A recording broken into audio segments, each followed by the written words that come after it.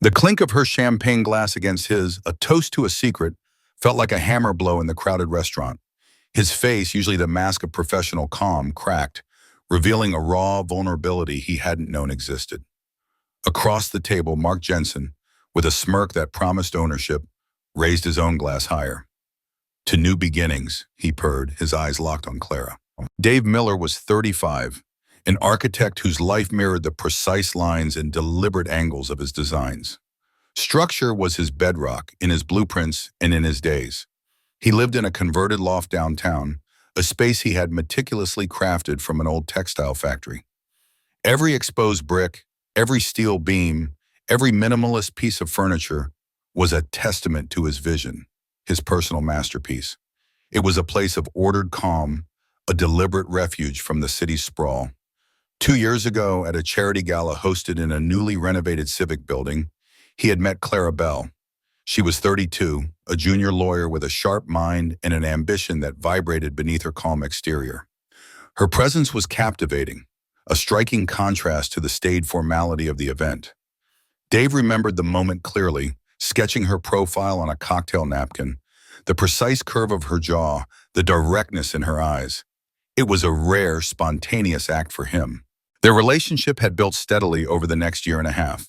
They maintained separate living spaces, a practical arrangement Dave preferred. Clara admired his loft, often saying it was beautiful, but sometimes added, "It's almost too perfect, Dave, like a museum exhibit." 6 months prior, after a long weekend in Vermont, where the autumn leaves had painted the hills in reckless abandon, Clara had suggested moving in. It made financial sense, she'd pointed out, a sensible approach Dave appreciated. She sold her two traditional furniture, a collection of pieces she'd inherited, simplifying her life to fit his. Dave had made room, shifting his drafting table to accommodate her small, vintage writing desk.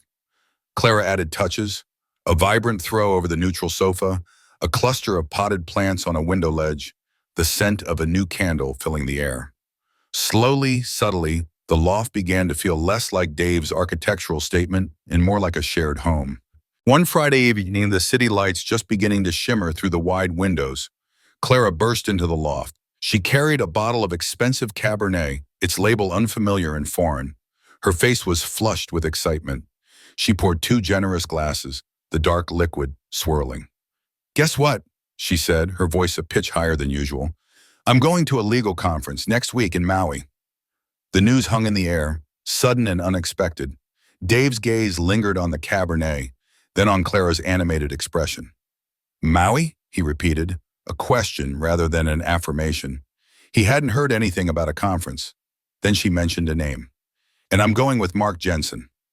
Mark Jensen was a senior partner at Clara's firm, recently divorced, with a reputation that blurred professional lines, a name Dave had heard whispered in the office Christmas party anecdotes.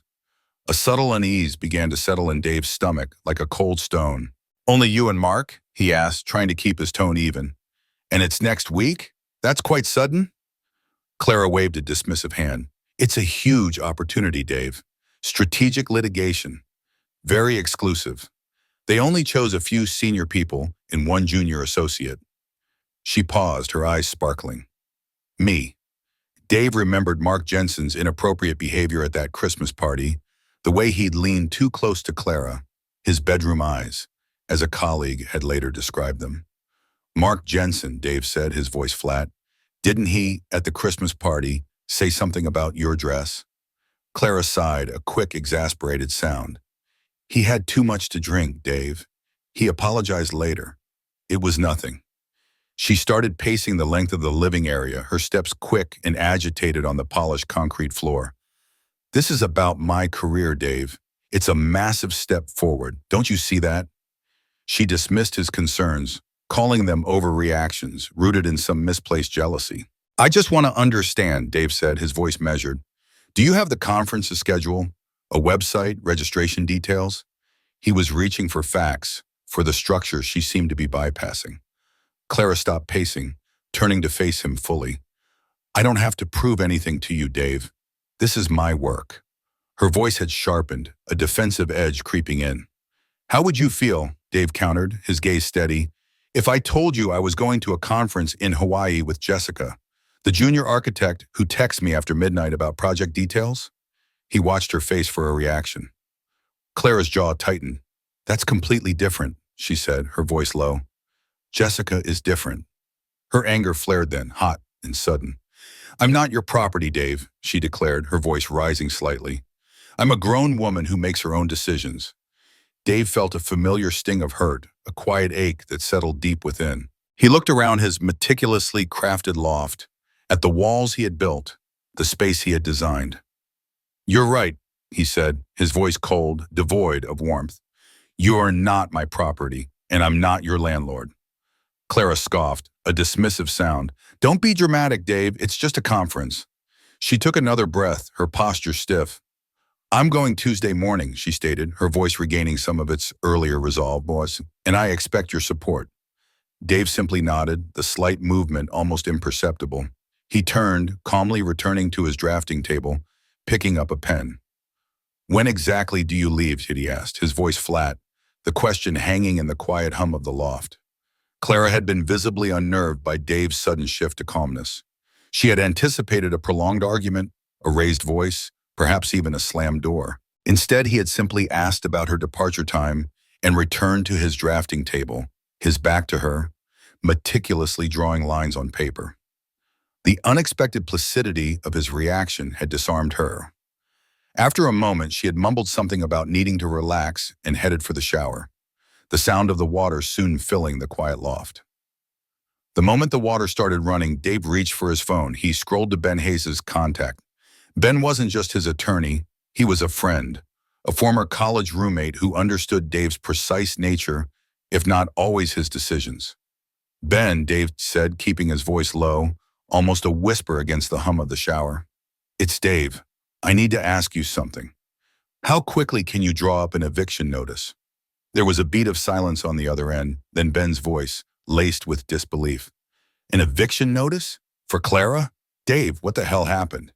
Dave gave him a condensed account of the evening, his voice flat, emotionless. He recounted Clara's excitement about Maui, the sudden mention of Mark Jensen, her dismissive reactions to his questions. She said it was a huge opportunity. Then when I pushed, when I asked for a schedule, she told me she didn't have to prove anything. And then, I'm not your property, Dave. I'm a grown woman who makes her own decisions. Dave paused, letting the words hang in the air. It was the complete dismissal of my concerns, Ben, like they meant nothing. Ben, ever the friend first, then the lawyer, offered caution. Look, Dave, I get it. It sounds messy. But 2 years, man. Is a suspicious work trip worth throwing that away? Maybe sleep on it. Let cooler heads prevail. Dave's grip on the phone tightened. It's not about the trip, Ben, he said, his voice firm, resolute. Not entirely.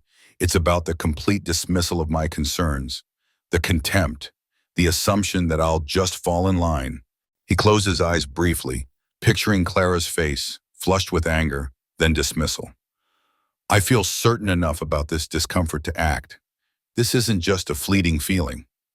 Ben sighed, a long, weary sound. All right, Dave, I hear you, reluctantly. I can have something ready by Monday morning. You still want to go through with it then? Yes, Dave replied without hesitation. Thank you, Ben. The weekend that followed passed in a strained, artificial normalcy. Clara, seemingly satisfied that Dave had capitulated, assumed the argument was over. She moved through the loft with an air of relief, chattering about her upcoming trip, the workshops she would attend, the exotic food she would try. On Saturday, she spent hours shopping. Dave heard her on the phone later, excitedly describing the new bathing suit she'd bought, the light dresses, all perfect for the Hawaiian climate. She held them up for him to see when he was sketching, describing each fabric, each cut. He observed her, the bright expectation in her eyes, the carefree sweep of her hand. Each detail, each casual assumption of his acceptance, confirmed his decision was not impulsive. It was a slow, deliberate confirmation of a profound betrayal, not of a singular act, but of a fundamental disregard. Sunday, Dave spent meticulously cleaning the loft. He organized his architectural journals, polished the steel surfaces, vacuumed every corner. It was a symbolic act, an attempt to erase Clara's presence, to prepare the space for its impending quiet, its return to his own ordered existence. He found himself looking forward to the silence, to the uncompromised lines of his own design. Monday morning, his phone buzzed. It was Ben. "It's ready, Dave. You can swing by any time." "Thanks," Dave said. "I'll pick it up this afternoon. I plan to serve it the moment she returns from Hawaii." The words felt stark, definitive. Tuesday morning arrived, cool and clear. Clara packed and brimming with excitement, dressed in a light travel outfit. She gave Dave a quick, almost perfunctory hug. "See you in a week," she said, her voice light, already halfway out the door. She grabbed her suitcase, then her carry-on, and pulled the door shut behind her. The click resonated in the quiet loft. Dave watched her go from the expansive window, the taxi pulling away from the curb. He then turned, surveying his loft. The subtle marks of Clara's life were still there. The vibrant throw, the potted plants, the lingering scent of her candle. But in his mind, the space was already an empty canvas, ready for a new design. Unmarred by compromise. The moment Clara's taxi turned the corner and disappeared from view, Dave moved. There was no hesitation, no lingering sentimentality. He walked straight to the bedroom, opening the large, custom-built closet he had designed. Clara's clothes, once a vibrant splash of color against his muted tones, were now systematically removed. Her dresses, her blouses, her shoes, all went into large, flat-packed moving boxes he'd bought specifically for this purpose. He cleared out her side, leaving only the precise, ordered rows of his own shirts and trousers. Next, he moved to the small office nook where her law books had begun to mingle with his architectural tomes. He packed them, too, carefully, almost clinically. Then came the smaller, more personal touches. A small ceramic dish for her keys on the entrance console, the framed photograph of her and her sister on the bedside table, the decorative throw she had added to the sofa. Each item was placed into a box, sealed with tape, labeled with a marker. It was a methodical, almost ritualistic reclamation of his space. Though the act was inherently painful, a cold ache beneath his ribs, it also felt profoundly cleansing. He was not just clearing out physical objects, he was reclaiming emotional territory, the quiet, ordered sanctity of his home that had, in subtle ways, been compromised. With Clara's items boxed and stacked neatly in a corner of the storage unit in the building's basement, Dave pulled out his old sketches. These were ideas he'd put off, small renovations, design changes he'd considered but hadn't acted upon. New lighting fixtures for the living area, a different shelving unit for his expanding collection of rare architecture books, a more integrated sound system. He began to draw, the familiar rhythm of pen on paper, a soothing counterpoint to the quiet turmoil in his mind. A gut feeling, a persistent whisper of doubt that even his logical mind couldn't dismiss, led him to his next action. He found a business card he'd been given years ago, a referral from a colleague. "Leo, private investigator." He called.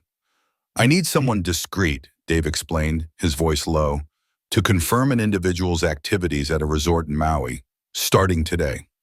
While he waited for Leo to get back to him, Dave began the process of digital detachment.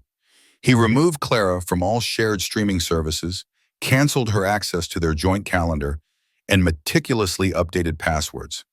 He blocked her on social media platforms, severing every digital thread that connected their lives. It was an exercise in systematic erasure, a deliberate unweaving of their shared existence. Ben called later that day, confirming he had had the eviction notice drawn up. "Just to be clear, Dave," Ben advised, his voice serious, "since she's established residency, we need to follow proper procedure. Give her the legal notice, then if she doesn't leave, we can pursue an unlawful detainer. But it's going to be a process. Make sure you don't touch any of her things when she's back." Dave listened, taking mental notes, ensuring every step was precise, legally sound. He had already moved her things, but that was before the notice. This would be a clean break. The next few days were a strange blend of productive work on his loft and agonizing anticipation. Dave threw himself into his architectural projects, designing with a renewed focus. Yet, a part of his mind was constantly waiting for Leo's report, for a confirmation of his deepest fears. The first report came via encrypted email 3 days after Clara's departure. Leo confirmed Clarabelle and Mark Jensen were indeed registered guests at the Royal Lena Resort in Maui. There was a brief mention of a small, informal networking event for lawyers on the property, but Leo stated there were no immediate signs of a formal or large-scale conference, matching the description Clara had given. Growing suspicion solidified into a cold, hard certainty. Leo's subsequent updates painted a clearer picture. Clara and Mark Jensen were often seen together, just the two of them, dining at resort restaurants, lounging by the pool, walking along the beach. There were no large groups, no obvious panels, no visible signs of a robust professional gathering. Then came the photo evidence, blurry, long-distance shots, but undeniable. Clara laughing, her hand on Mark Jensen's arm as they walked along the sand at sunset. Clara and Mark, seated closely at a candlelit dinner table, their heads bent together, an intimacy in their posture that spoke volumes. Dave immediately went to his computer, meticulously researching International Property Law Conference Maui for that specific week. He checked conference websites, hotel event schedules, legal news outlets. He found nothing. No public schedule, no registration links, no evidence of such an event at the Royal Lena, or anywhere else on the island for that matter.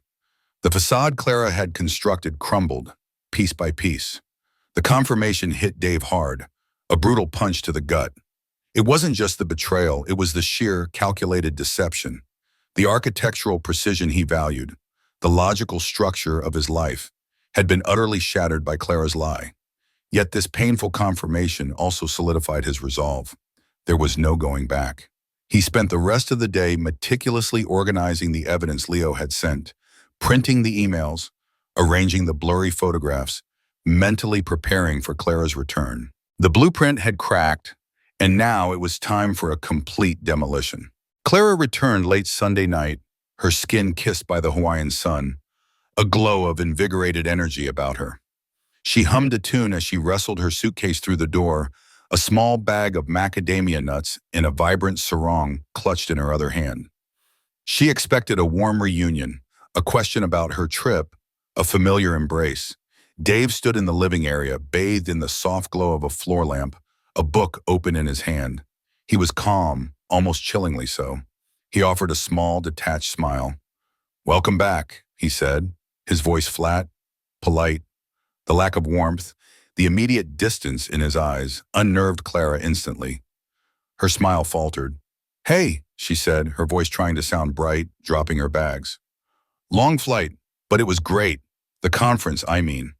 She launched into an excited, detailed account of the International Property Law Conference, mentioning various workshops on offshore tax havens and networking events with esteemed colleagues. She described the resort's grand ballroom, the bustling sessions, the intellectual rigor. Her words spilled out, a torrent of fabricated details meant to construct a convincing narrative. Dave listened patiently, his gaze unwavering, his expression unreadable. When she paused for breath, he began to subtly probe. "That sounds intensive," he said. "Which specific workshop covered the new Cayman Islands legislation? And who was moderating the panel on Asian property investment? I'd be interested to look up their work." He asked precise questions, not with accusation, but with the measured curiosity of a man seeking verifiable facts. Clara's story began to falter. Her eyes darted around the room. She stumbled over names, contradicted herself on details. The moderator had been called away. The workshop had been more of an informal discussion. Her initial excitement slowly gave way to a visible unease, a nervous tremor in her voice. Dave watched her, then calmly reached for a plain manila folder he had placed on the coffee table. He opened it, revealing a stack of documents and a handful of blurry but unmistakable photographs. He slid the folder across the polished surface.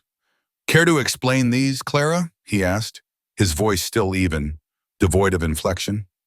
Clara's face blanched as she looked down. The photographs showed her and Mark Jensen, dining intimately, their heads close at a candle-lit table, laughing, her hand on his arm, as they walked along a pristine beach at sunset, lounging by a pool, far from any conference badges or formal attire. The images were a brutal, visual indictment.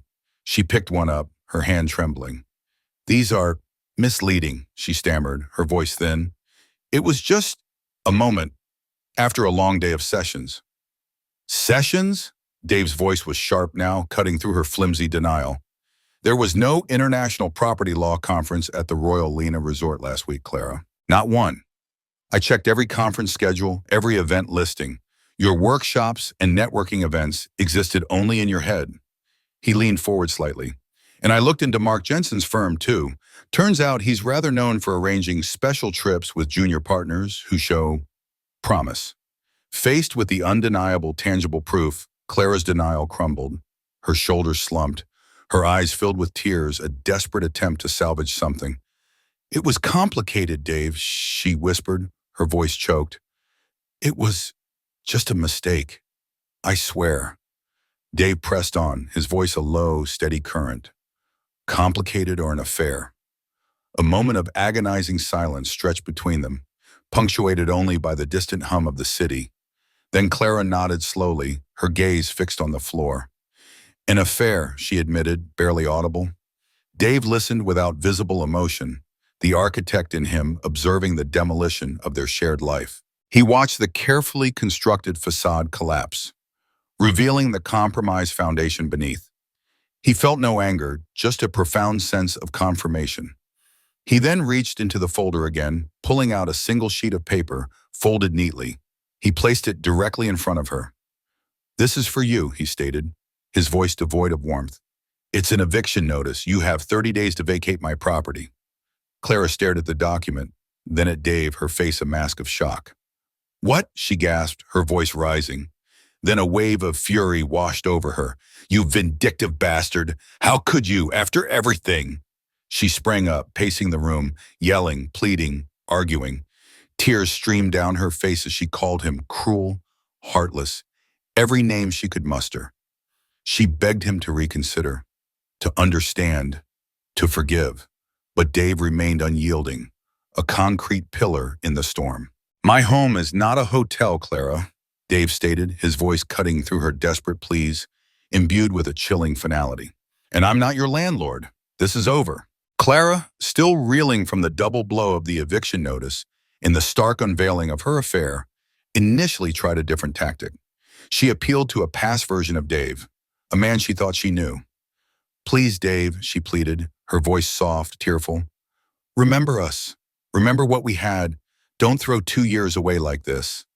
When that failed to move him, her tone shifted. You'll regret this. I'll make sure you do. You can't just throw me out like trash. Dave remained calm, his expression unyielding. He reiterated that the decision was final, non-negotiable. You have 30 days, he stated, his voice flat.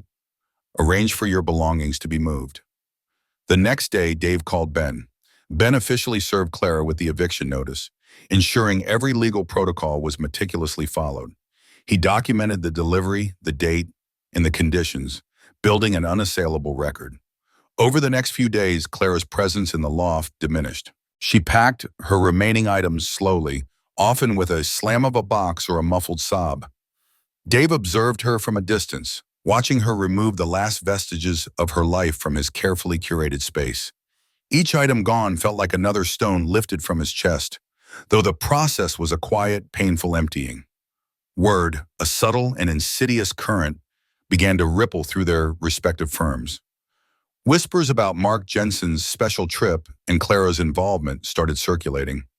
It wasn't overt at first, just a shift in glances, a pause in conversations.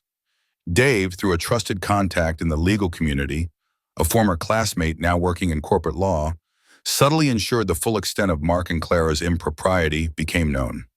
He didn't explicitly accuse, he simply shared the documented facts of the conference that wasn't and the photos that were. Mark Jensen's reputation, already shaky due to his recent divorce and a history of blurring professional and personal lines, took a severe hit. The quiet murmurs of his predatory behavior now had a specific, documented instance. He was suddenly less charming, more manipulative. Clara found herself increasingly marginalized at her firm. Key clients were subtly moved to other associates. Opportunities, once plentiful, began to dry up. The coveted Thompson account, the very account that was the supposed reason for the Hawaiian conference, was abruptly taken away from both Mark and Clara, reassigned to a different, more stable team. Social isolation followed. Friends and colleagues, sensing the toxic fallout, began to distance themselves from Clara. Lunches went unreturned, calls unanswered. The silence around her grew heavy. In her growing desperation, Clara tried to contact Dave. Messages appeared on his phone, then emails. She even showed up at the loft one evening, ringing his doorbell relentlessly. But Dave refused to engage. He watched her from behind his frosted glass, waiting until she finally gave up and left. Ben, hearing of Clara's attempts, advised Dave to send a formal no-contact letter. "It's a clear legal boundary," Ben explained. "It shows you're serious and protects you from any future claims of harassment." Dave agreed. Despite his outward resolve, the emotional toll on Dave was deep. He experienced profound pain and a gnawing disillusionment. The betrayal had cut deeper than he had anticipated, shattering his meticulously constructed trust. He buried himself in work, finding solace in the precise lines of his architectural drawings and the physical labor of renovating his loft. He stripped away the last of Clara's touches, replacing them with new lighting, new shelving. The act of creation became his therapy. He started seeing an actual therapist too, processing the betrayal, confronting his own vulnerabilities, and trying to understand the cracks that had allowed such a deception to take root. As Dave began his slow, deliberate process of healing and rebuilding, Clara found herself in a tightening corner. The combined professional and personal isolation pushed her further into desperation. Her once promising future now looked increasingly bleak, a barren landscape stretching before her. Stick around to the end to see how life's costly choices unfold. The low hum of rumors surrounding Mark Jensen eventually escalated into a full-blown internal crisis at his firm. The whispers grew too loud, too specific, forcing the partners to launch a formal investigation into his conduct, specifically targeting the ambiguous Maui conference. Dave, acting discreetly, ensured that Ben's office anonymously provided the firm's ethics committee with Leo's detailed PI reports and the incriminating photographs.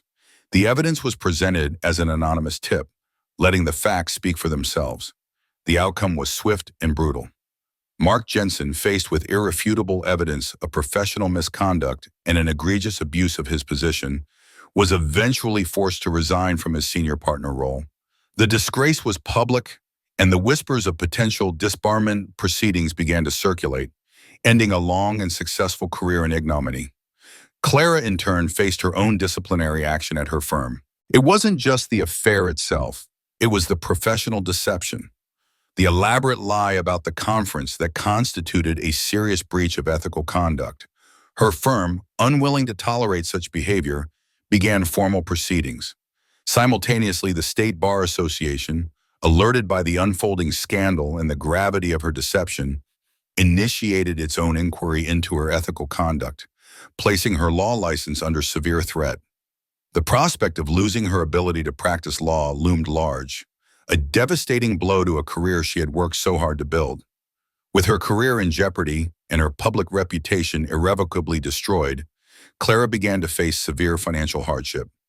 The firm's disciplinary action meant a reduced income, and the looming possibility of disbarment threatened any future earnings. Dave, through a carefully worded statement released via Ben, clarified the situation.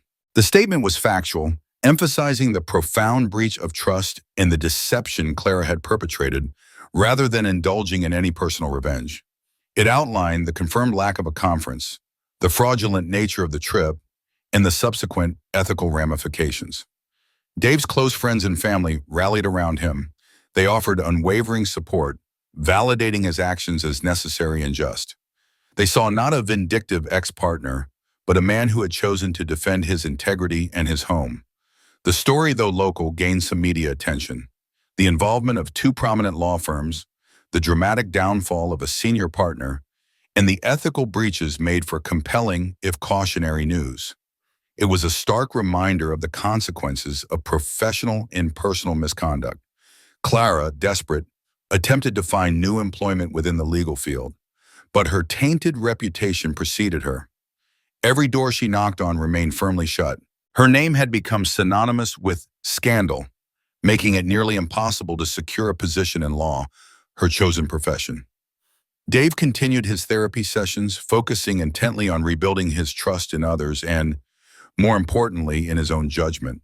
The betrayal had left scars, but he was committed to healing them, understanding the lessons learned. His loft, meanwhile, underwent a complete metamorphosis. The renovations were finished, and the space was now a pristine reflection of his renewed independence. It was no longer just his architectural masterpiece, it was a symbol of his resilience, a testament to his ability to rebuild, stronger and more aligned with his core values. Clara's isolation deepened. The few remaining personal relationships she had left withered and died. Friends from before the affair, unable or unwilling to reconcile with her choices, abandoned her. She was truly alone, facing the catastrophic consequences of her actions. She fully realized the immense price of her lies. A career destroyed, social ostracization, and a deep, gnawing personal regret that would likely follow her for years to come. Dave, watching from a distance, found a quiet satisfaction in the justice that had been served. It wasn't vindictiveness, it was the restoration of order, the validation of truth, and the quiet triumph of integrity over deception. The world, for him was realigned. Dave threw himself into his architectural projects with a renewed vigor, a focus that bordered on obsession. His designs, once characterized by their meticulous precision, now carried an underlying current of innovation, a subtle daring. He earned accolades, not just for his technical skill, but for the fresh perspective he brought to each blueprint. He was building not just structures, but a new professional identity. In therapy, Dave confronted the deeper layers of his personality. He explored his own need for control, his pursuit of perfection in every aspect of his life. He began to understand how these traits, while driving his professional success, might have also contributed to the dynamic with Clara, creating a space where her deceptions could, for a time, take root. He realized that sometimes the most perfect designs could still crack. He worked slowly towards forgiving Clara. It wasn't an act for her benefit, but for his own peace of mind, a release from the lingering bitterness. He accepted a difficult truth. People could disappoint him, even those he loved, and that disappointment was a part of life, not a flaw in his own judgment. Dave started, cautiously, to build new social connections. He attended professional gatherings, reconnected with old friends he'd neglected. He approached these relationships with a newfound caution, but also with a quiet openness, a willingness to engage authentically without the guarded perfection he once held. The renovated loft became more than just a house. It was a sanctuary. Every clean line, every thoughtfully chosen material now spoke of resilience and self-reliance. It was no longer a monument to an unattainable past perfection, but a living testament to his capacity for growth and rebuilding. Months after the upheaval, Dave had a brief chance encounter with Clara. He was walking out of a coffee shop downtown, the aroma of roasted beans still clinging to him, when he saw her pushing a cleaning cart out of an office building across the street. She wore a drab uniform, her hair pulled back harshly. Her face was thinner, devoid of the vibrant ambition that had once defined her. Her eyes, as they met his for a fleeting moment across the busy street, looked haunted, shadowed by regret. She quickly looked away, disappearing into the city's anonymous hum. She was a ghost of the Clara he had known.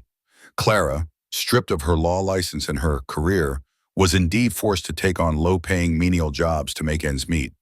The fall from her once promising trajectory was steep and unforgiving.